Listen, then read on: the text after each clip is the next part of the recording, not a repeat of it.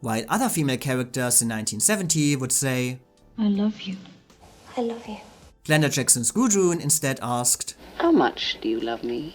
and she didn't ask it pleadingly, but aggressively. She toyed with feelings and emotions, experimenting how far she could go and regretting none of it in the end.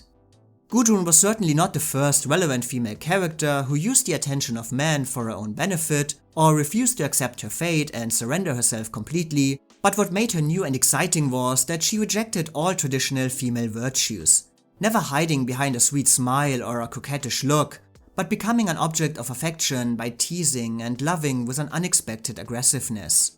Women in Love was noted as a movie where people don't kiss, but rather attack each other, and where traditional gender roles and the structures of sexual relationships are on trial every second.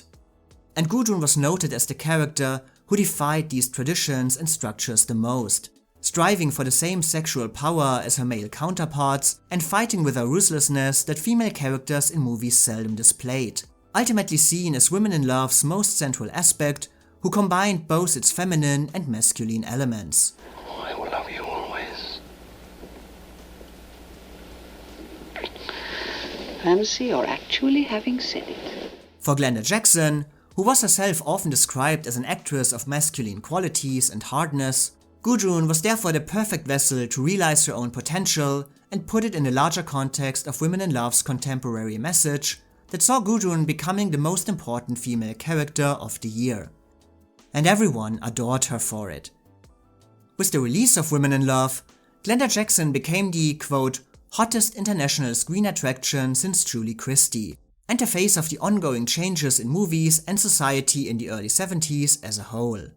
Her performance in Women in Love, which pushed the boundaries for female characters, perfectly mirrored how the roles of men and women were redefined in real life, and she established herself as a new kind of actress that put focus on intelligence and strengths more than anything else, and gave new freedom to how they can be used and received. Glenda Jackson's arrival in Hollywood that challenged the norm for typical leading ladies was compared to that of other strong and unique female performers that she had actually adored since her childhood, like Katharine Hepburn, Bette Davis, or Joan Crawford.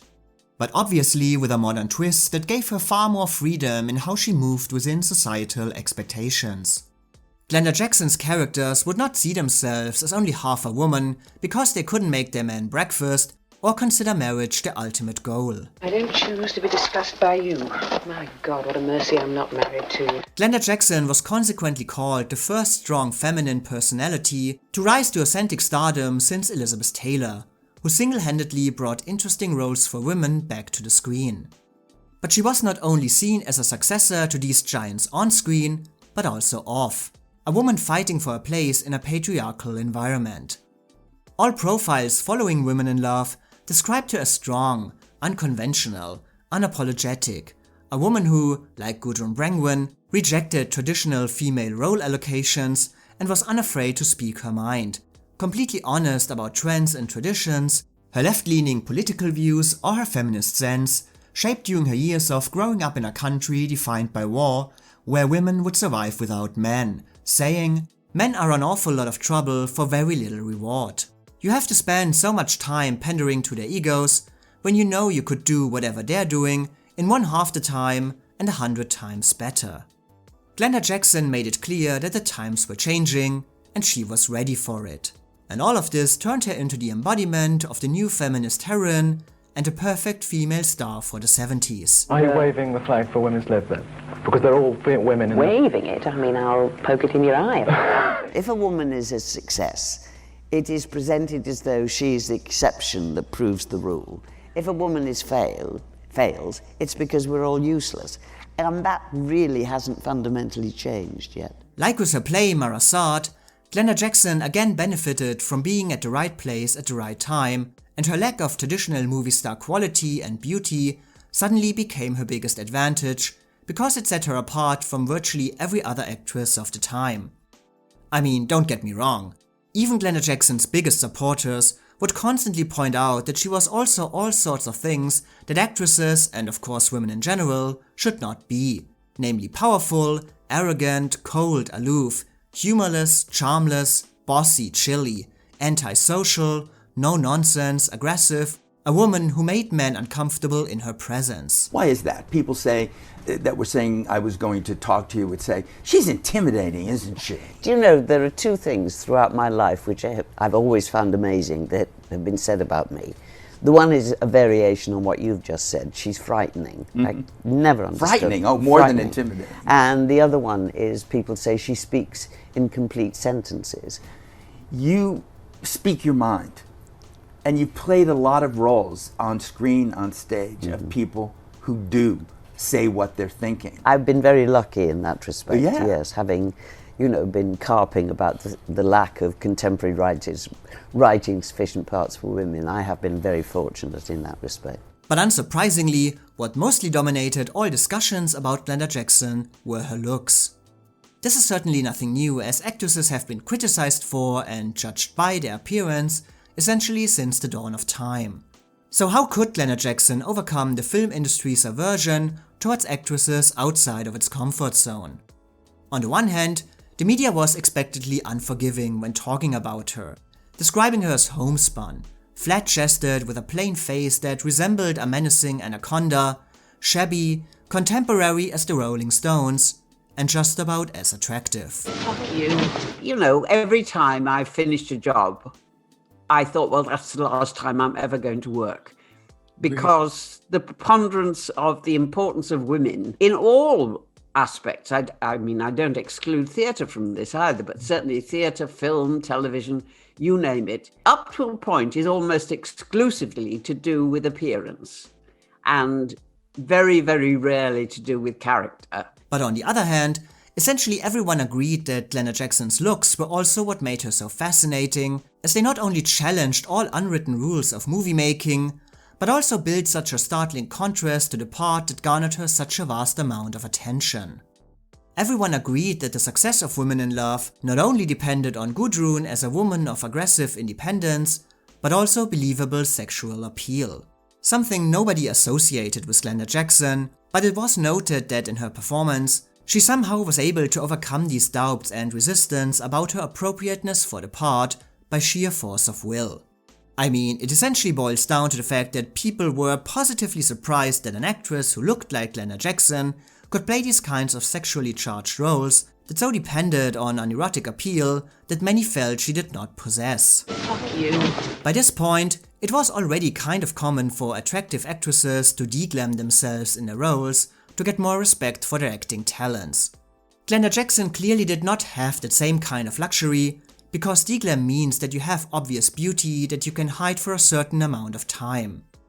But Glenda Jackson could not change her physical appearance in the same way.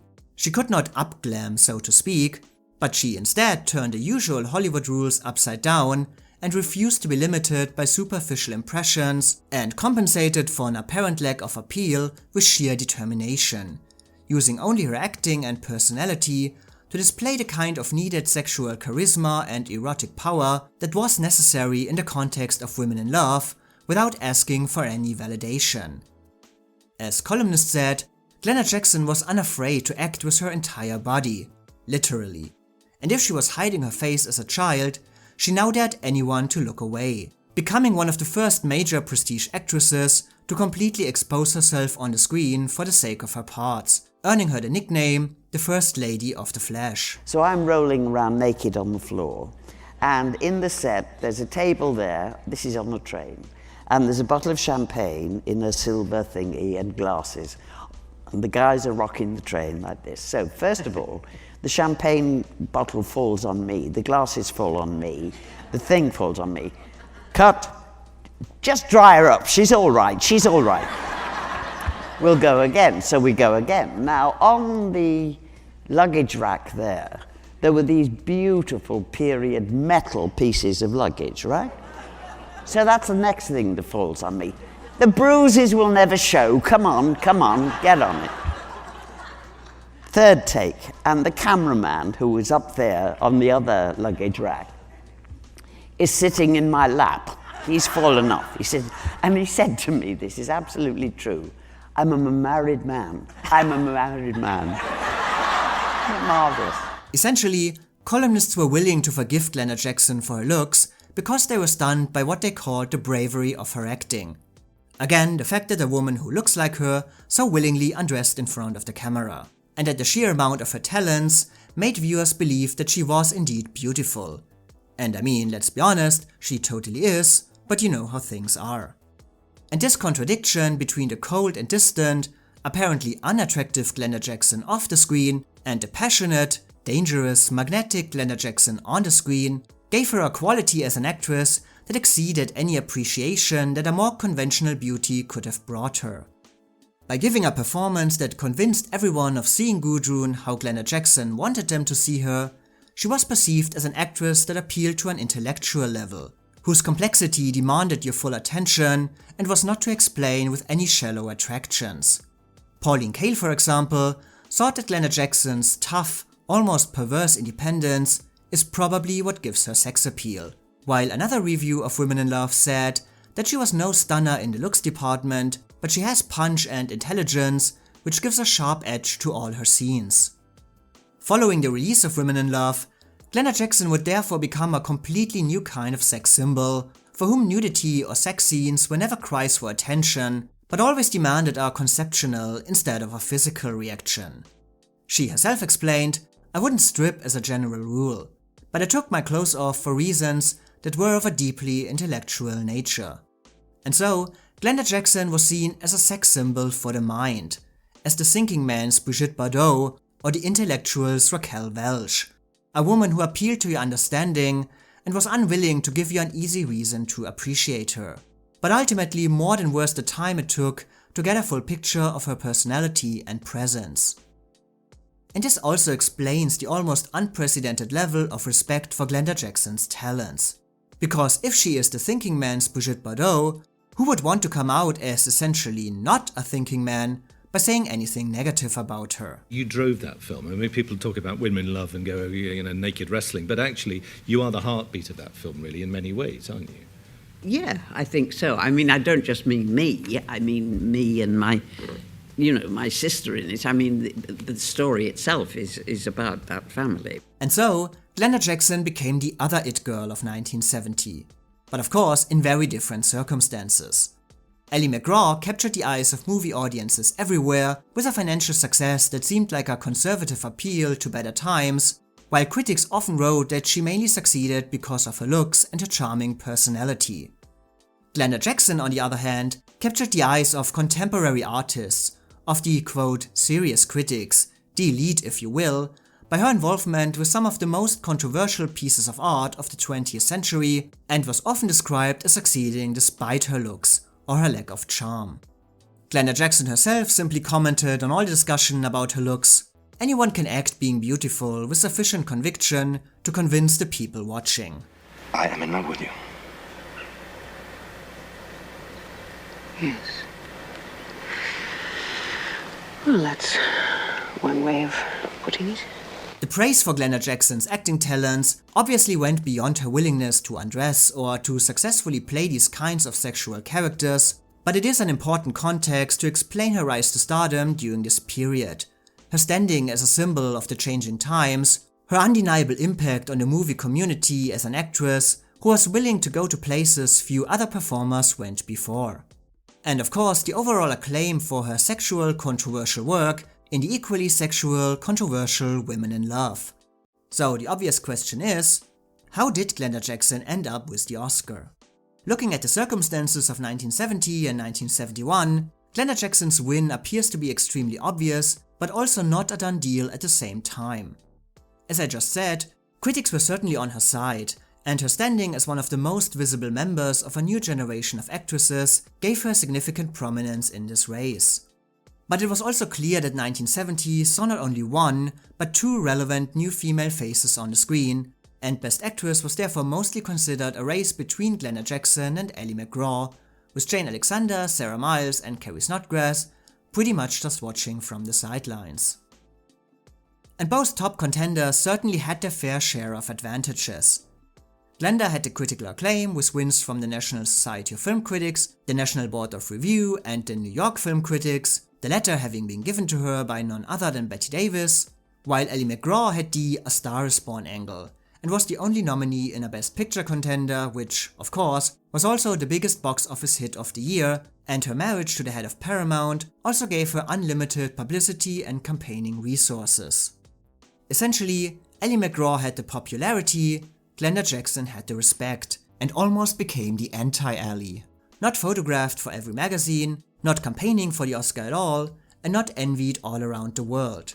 But with talent that spoke for itself. Finally, Glenda Jackson, has been said that you don't fit into the image of the typical actress. Do you enjoy the life of fame and fortune? I quite like avoiding it.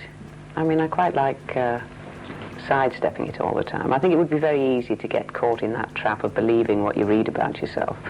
And so I spend a fair amount of time and energy not doing any of those things. But that is actually genuine inclination and not simply being perverse on my part, because I think you become intensely debilitated if you cut yourself off from what I would call reality. Glenda Jackson said about the whole awards race, "I am a very private person and don't enjoy the social mixing that so many actresses substitute for a social life. It's what you put on a screen that's important." And what she put on a screen was for many powerful enough to overcome her disinterest in the Hollywood scene. Stanley Kaufman described Glenda Jackson as not an actress in order to be loved, but in order to act, and one of the best alive. Critically, Ally MacGraw could not compete with this level of acclaim. While the Academy certainly never had a problem to award the charming newcomer in this category, the question remained just how much there was beyond Ally MacGraw's charm, and if her actual acting truly merited an Academy Award. And there was also a noticeable backlash to the constant media presence her success, but also her husband, allowed her. Glenda Jackson, on the other hand, was clearly not a charming newcomer, but she fit into another trend that saw the Academy honoring powerhouse performers who were seen as almost revolutionary, but needed to find the right kind of vehicle to actually win an Oscar, putting her into the tradition of winners like Anna Magnani, Simone Signoret or Joan Crawford, emphasizing how different the positions of these two frontrunners and their perceptions as artists were. But there were even more reasons beyond the critical praise that helped Glenda Jackson in this race, and which also explain not only her Oscar win, but also her meteoric rise to the top in 1970 and 1971. First, as already mentioned, Glenda Jackson's frank nature about stardom, movies, politics, gender roles, essentially everything, made her an intriguing personality in the tradition of Jane Fonda, but without any true controversy. Yes, Glenda Jackson spoke her mind, but she wasn't too openly political, yet, nor did she see herself as a radical in any way, and mostly referred to herself as rather conservative, essentially marrying the first man she had ever been with, an introverted and private person who only let go completely on the screen. "I'm not doing any of the things actresses are supposed to do here. I'm not on drugs. I'm not throwing fits of temperament. I'm not fighting for any causes. Damn it, I'm not even living in sin." So Glenda Jackson was an unusual, bold and brave performer on screen, and an Oscar for her would give the Academy some needed contemporary relevance in its transition into a new decade, but she was not too controversial off-screen to make Academy members hesitate about their vote. Second, the nature of Women in Love might be unusual for the Academy, but it did fit perfectly into the changing times. It wasn't a big hit like Love Story, but it received nominations for its directing and writing, and was representative of a new era when the Academy was caught between past and future, jumping from historical epics to contemporary stories, back to PG-rated musicals, right to the X-rated Midnight Cowboy, and then back to a both old-fashioned but also more modern war picture. The 70s would carry this transition forward as the Academy's selection slowly changed for the Best Picture prize, but also in Best Actress, and Glenda Jackson's performance perfectly encapsulated this change and transition, with a character that was certainly not traditionally likable, but still a needed symbol of a woman as an anti-hero, who would go alone without a man and was not ridiculed, punished or pitied for moving outside of traditional gender roles, for wanting too much or going too far. A trend that would find even more complexity in the future, but was new and contemporary in 1970.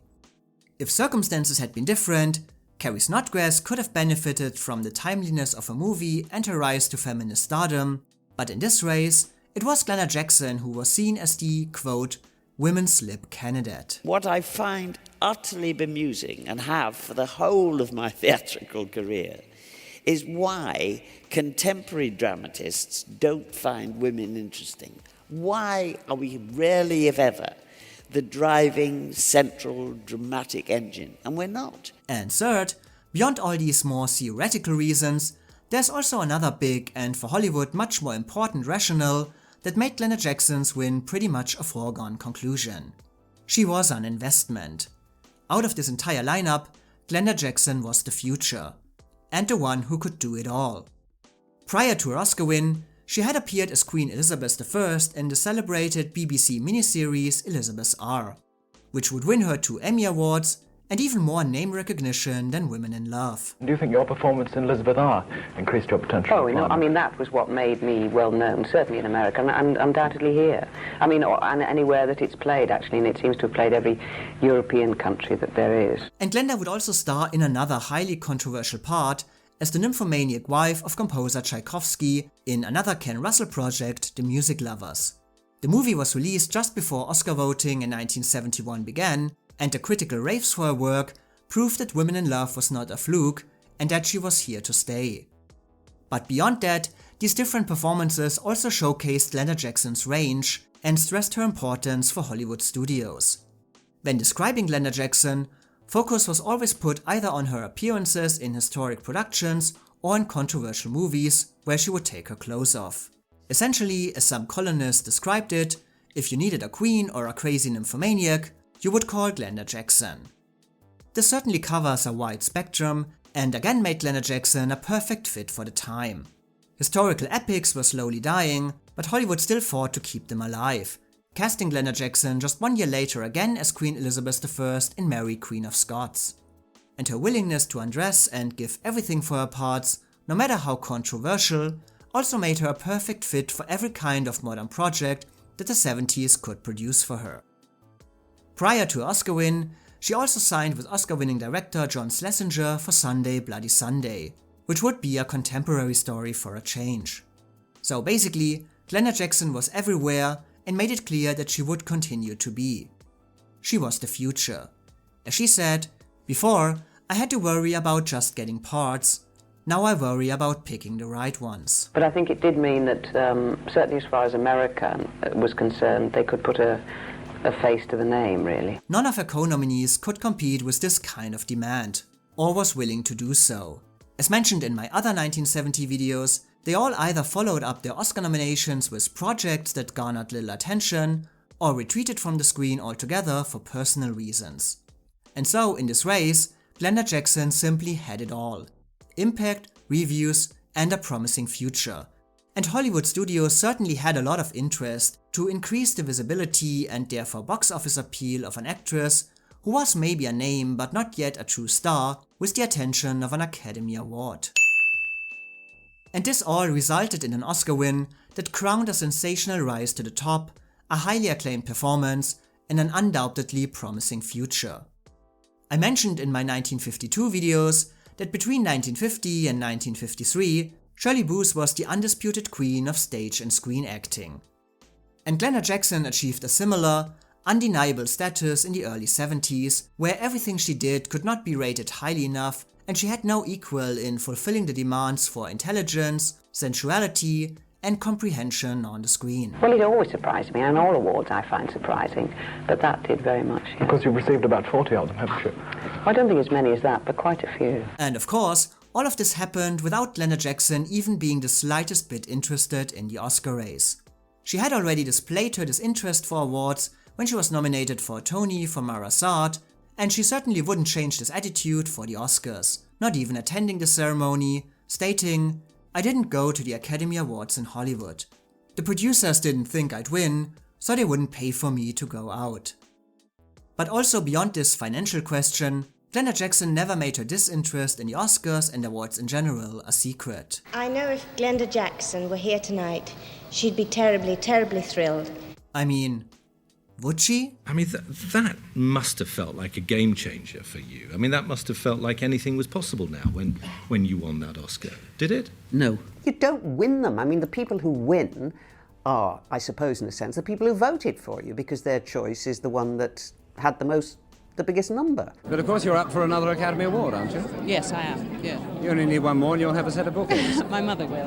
What? My mother will. Oh, you give the awards to your mother, do you? Yeah, she keeps them. My mother had all my awards and she used to polish them to within an inch of their life. And in a very short space of time, the thin layer of gold disappears. Then it's just base metal underneath, which I think is quite a nice analogy for what they're about. And, you know, what do they mean? I mean, somebody said, oh, it's like winning a gold medal. No, it isn't. The Olympics, everybody starts at the same point. They know exactly where the finishing line is, and you either get there first or you don't. Acting isn't like that, you know. I mean, I think obviously one is in that sense grateful because you're being given a gift, but it doesn't make you any better. I mean, no awards make you more talented. They certainly don't make you act any better. But it seems this disinterest in the Oscars made Glenda Jackson only more relevant. Considered even more strongly as a serious and dedicated actress who is only interested in her art.